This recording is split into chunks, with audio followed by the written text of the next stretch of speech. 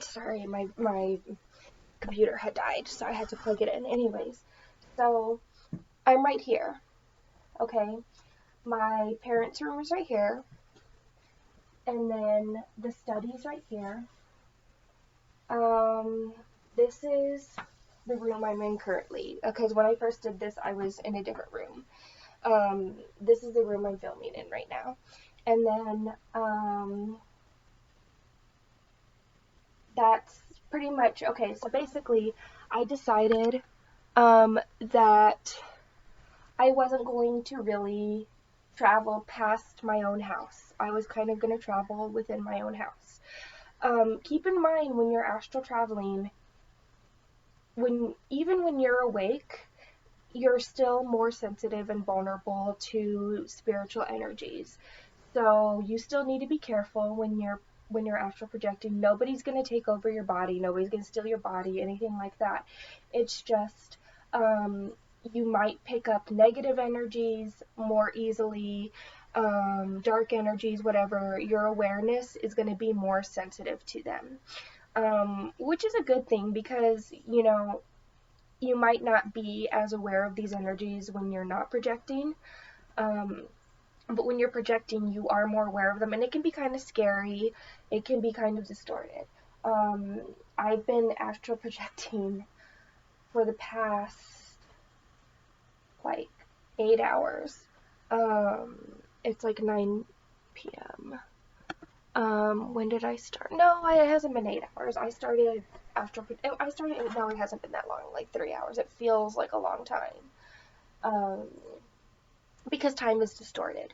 It's and I'll explain the astral travels I've had this afternoon in a minute, but let me just continue with the bubble method. So, what you do is you decide what your bubble's going to be. I'm not going to go past my parents' room. I'm not going to go past the study. I'm not going to go past this room. I'm going to stay in the bounds of this. And you decide that that's what you're going to do. So, what I do is how I decide to start extending is first you get into a meditative state, a hypnosis state. If you do not know how to meditate, do hypnosis, like self-hypnosis, um, any of those things, you will not be able to astral project while you're awake. You'll only be able to do it when you're asleep. Because you have to be in a meditative state. You have to be in a certain state to be able to astral project while you're awake. When you're asleep, it's completely different because you're already in a meditative state. But if you don't know how to, um, if you don't know how to meditate, if you don't know how to do like manifestations, hypnosis, um, those kinds of things, then you won't be able to astral project while you're awake. So, get into that meditative state the same way you would if you're about to like do a manifestation, the same way you would if you're about to do like, set intentions, whatever it is that gets you to that state. Um, Sometimes smoking weed helps. I think that the only thing that gets kind of difficult when you involve like psychedelics, which I do consider weed a psychedelic, even though it's not like medically considered a psychedelic.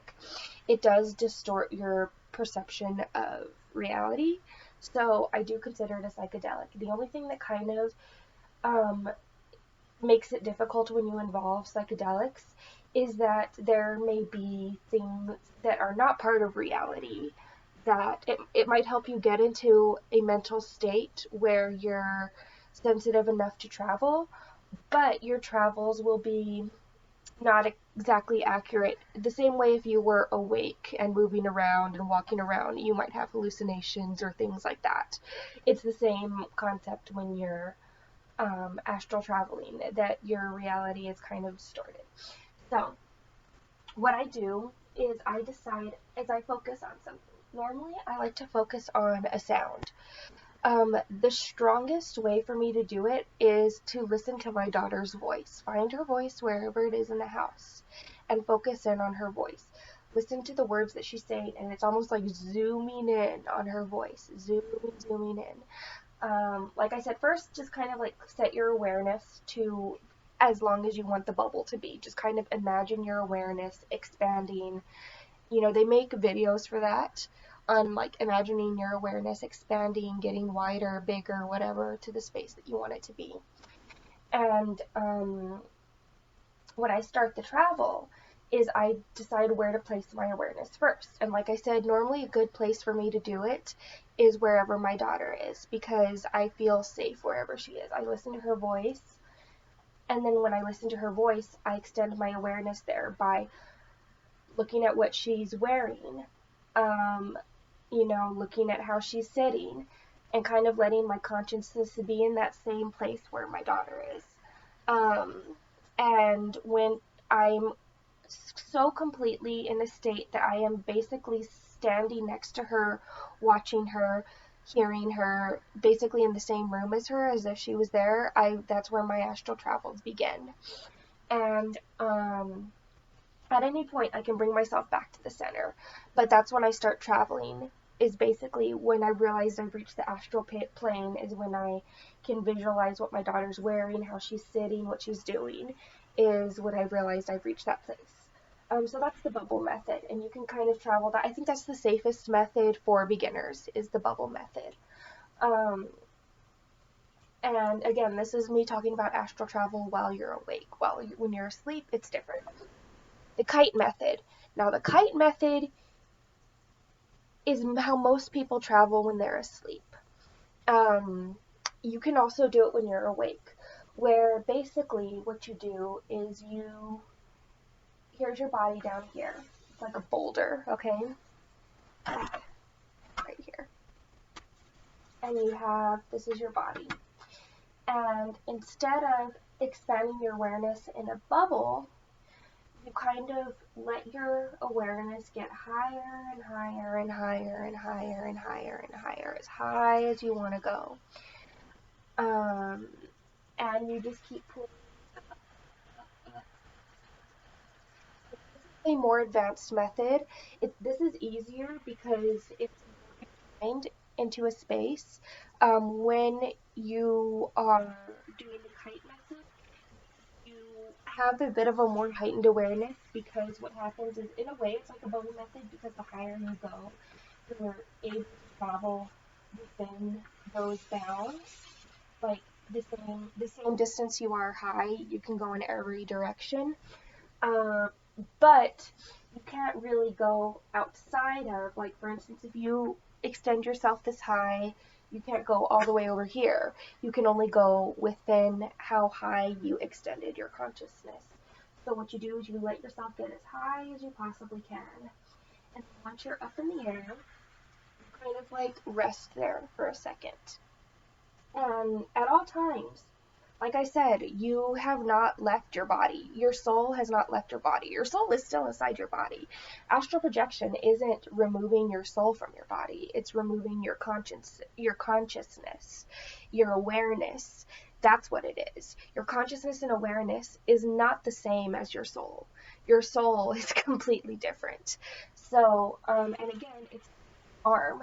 You can move it further. Your consciousness can go much further than your arm can go, but it's attached to your body. It's not removed from your body. It's a part of you. It's still attached to you. It's just moving it around. So you go up as high as you can, and then you kind of rest there for a minute until you're completely comfortable where you are. The astral plane might not always be like the sky. It could be, when you do the kite method, it could be also going within. Like, let's say you go all the way high. Let's say you can also do it the opposite direction for introspection, where you can bring your awareness deep inside of you, which your consciousness can go as deep as it can go high. It's a very powerful thing people don't realize. You can go deep, deep, deep, deep consciousness, and you can explore your past, you can explore your deepest thoughts, you can explore all of those things. Um, Same way you can explore the plane around you, the astral space around you. So when you start off by going high, um, what's good about that is that when you go up high, there's no negative energies up. When you extend yourself out up, the higher you go, the more positive energy you are among. When you kind of start to travel around, it's a little bit more um, mixed types of energies that you're finding. So I like the kite method because there's a lot more flexibility than the bubble method, but the bubble method is a lot safer and it's a lot easier to bring yourself back to your physical space. It's like, quickly. The kite method, um, the same thing. It's when you bring yourself back to your physical awareness, you can like a kite, do do do do do do. Now you can instantly snap back. I don't like to do that just because I feel like it leaves my mind in a place of, I don't know, when I come back instantly, I feel like part of my consciousness is like still detached and numb, I guess. So you want to come back slowly. You want to reel yourself in slowly so that all of you comes back. Your part of your consciousness isn't still kind of like, living in this numb space. You want to bring it all back. So those are the two methods that I use of astral projection while I'm awake. When you're asleep, it's completely different.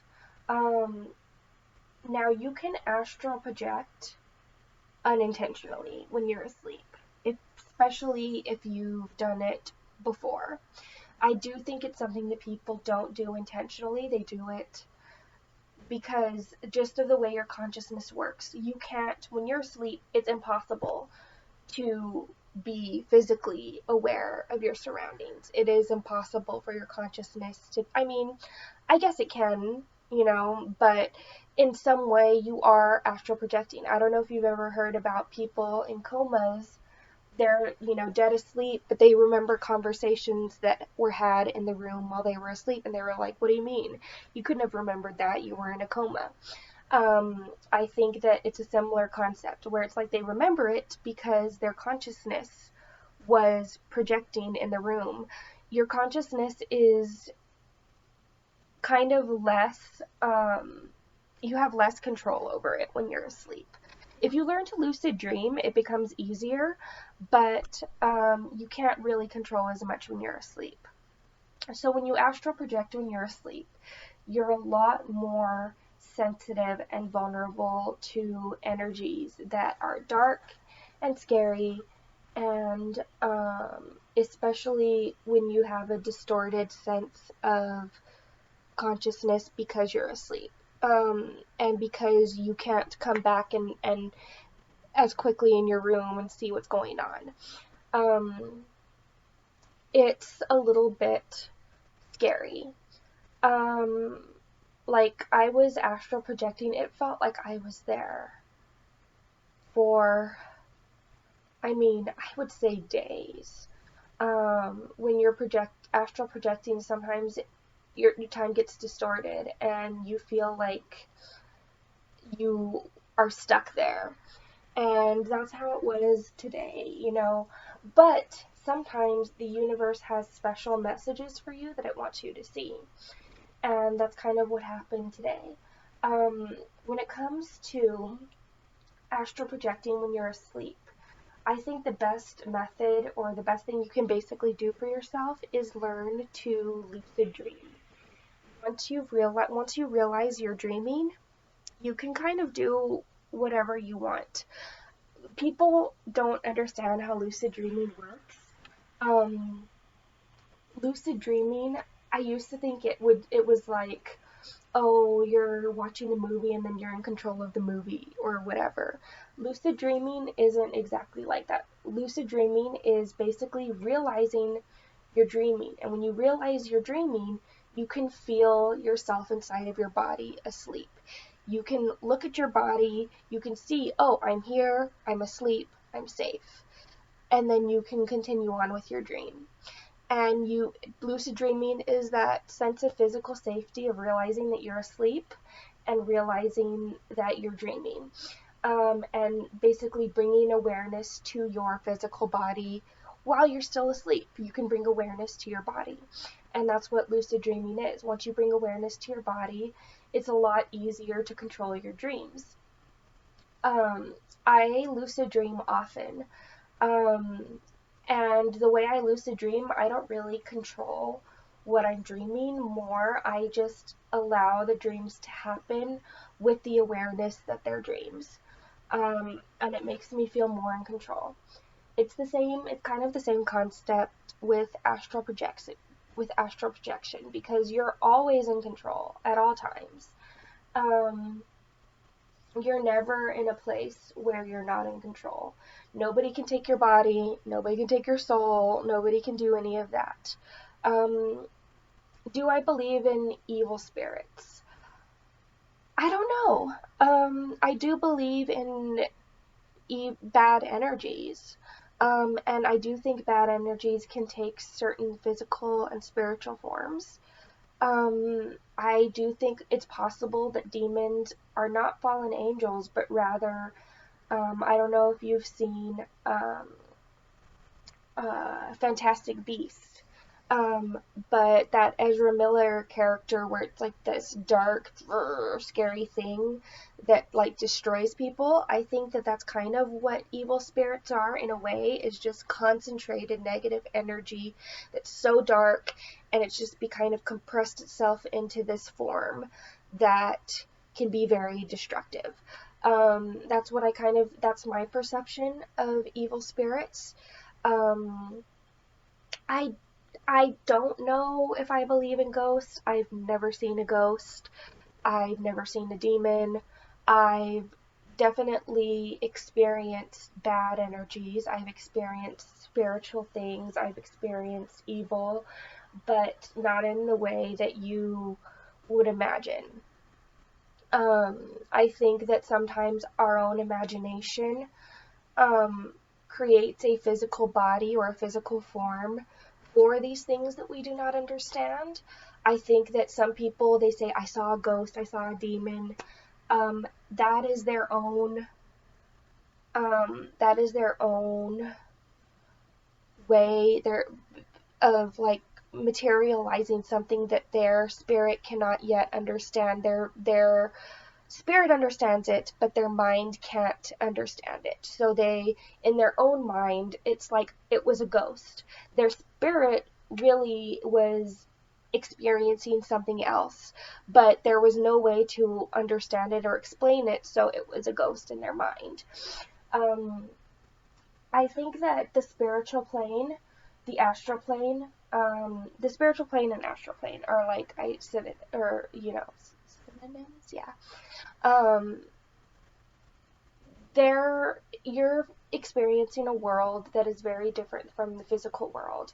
So everybody's going to perceive it differently. Let's say, some people like to astral travel together.